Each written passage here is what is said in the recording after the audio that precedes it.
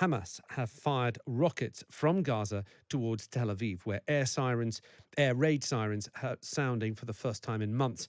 And we can speak now to Jotam Confino, journalist based in Tel Aviv. Jotam, thanks for giving us your time. My pleasure. Jotam, tell us what's happening around you. So I was actually not in Tel Aviv when the rockets were fired. I was just north in a suburb called Ra'anana, but it's the first time that sirens are ringing in central Israel since, I would say, January. It's at least 4 months since we've had rockets from Gaza over central Israel. So it was a bit of a shock.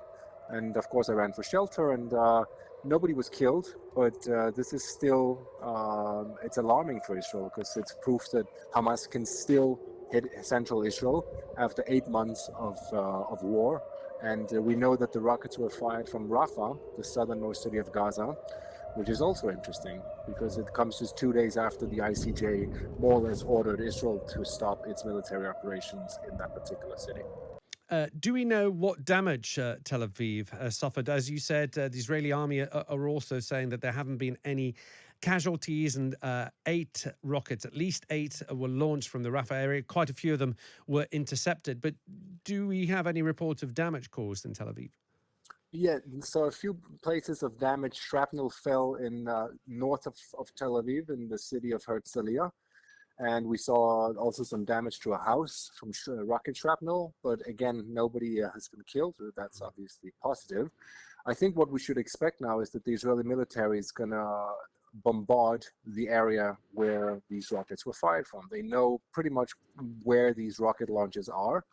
And this is exactly what Hamas is hoping, because the next headline we're going to be talking about is Israel launching airstrikes in Rafah, most likely killing civilians because they are firing these rockets from civilian areas. So this is a trap, really, and it's a very clever move by Hamas, if you can put that in a cynical way. Jotam, have all the peace negotiations completely broken down at the moment? It seemed about 2 weeks ago we were discussing the possible peace deal being reached, but that fell through. Are we anywhere near any sort of peace talks?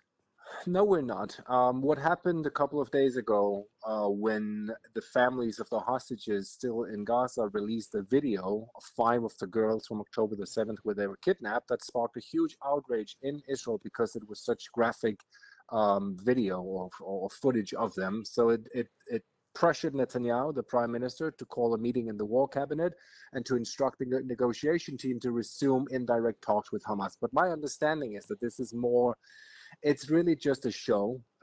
It's not actually going to make a difference because Hamas is not interested in being flexible on its 2 demands, which is Israel agreed to a permanent ceasefire and fully withdraw from Gaza. And it doesn't really do anything. The fact that they're meeting now in Europe, apparently, the Mossad chief and the CIA chief, to discuss these indirect negotiations is, of course, a positive step, but I don't see any ceasefire being struck between Hamas and Israel in the foreseeable future. Jotam, thank you so much for giving us your time. I really appreciate it. My pleasure. That's Jotam Confino, journalist based in Tel Aviv. The Israeli military is denying some of its soldiers were captured by Hamas fighters during confrontation in northern Gaza. Israel is also continuing to ignore an order from the UN's highest court to halt its assault on the city of Rafah. Let's catch up now with our reporter, Zach Anders, who's in Tel Aviv. Good morning, Zach. Good morning, Chloe. Lots of different strands to speak about this morning. Let's begin by talking about claims from Hamas that they've captured these soldiers, something the IDF is denying. Yeah, in the Jabalia area in particular, where we've seen dozens of IDF casualties over the month of May here, where they've started this twin campaign going into Rafah and once again into Jabalia in Gaza's north. They were pretty quick this morning to deny the claims. Hamas made this statement late last night, but it's interesting. We'll certainly keep close attention to it. Let's also talk about the fact that you've been to Hostage Square. It's something we've spoken to you a lot about over the last few months. I know you've been numerous times. Just remind people who gathers there, why they're there, what they're saying. Well, again, thousands in the streets of Tel Aviv last night. Police protesters late after the rally had to disperse those that remained and tried to shut down the roads once again. And the pitch, the tenor of some of the comments and what you're hearing in Hebrew, albeit in these rallies, has really increased quite a bit. We saw one of the fathers of one of the hostages call for Netanyahu to resign last night. He said that Netanyahu himself was the one that was sabotaging these hostage deals for his own political gain. I spoke to several of two men, actually. One of them, Michael Levy, whose brother is one of the hostages. His wife, Or Levy, his wife was killed at the Nova Music Festival. They have a 3-year-old son now that Michael Levy, the brother, has been raising. It's been very difficult to talk to him. So I spoke to two hostages, and I believe we have some of the audio. I want to stress the fact that I don't hate Palestinians. I don't think anyone here hate Palestinians. But Hamas are not the same. They are here in this world to cause pain. I think that everyone that feel even that the war need to stop need to understand the only thing that will stop the war is the releasing the hostages. So even people that think that what Israel is doing in Gaza is wrong and all the war that's happening there, they need to understand this is happening in order to release the hostages people. 232 days, 7.5 months. It's a number that no one can imagine. And the only thing that will stop the war is the release of the hostages. Zach, is there still a real sense of frustration amongst some people in Israel about the way that this whole operation in Gaza is being pursued by Netanyahu? Absolutely. And over the weekend, one of the more remarkable moments I think we've seen over the course of this conflict, there's a video posted from within Gaza.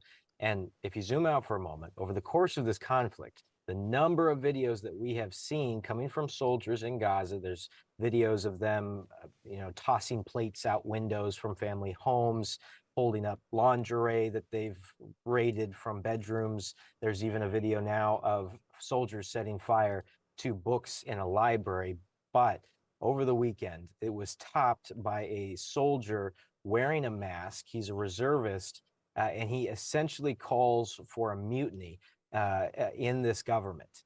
It was incredible. In Hebrew translated, Yoav Galant, you can't win the war. Quit. You can't win this war. You can't command us. This reservist who the IDF this morning, I believe, has said that they have identified. He goes on further to say, quote, false. This is, sorry, this, I had the wrong quote here, but he is essentially calling for a mutiny within this government, saying that you have 100,000 soldiers.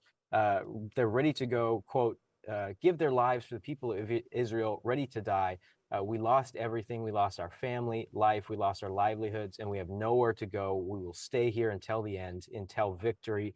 Prime Minister Benjamin Netanyahu, this video is for you. We reservist soldiers do not intend to hand the keys over to any Palestinian authority. We do not intend to give the keys to Gaza to any entity, Hamas, Fatah, or any other Arab entity.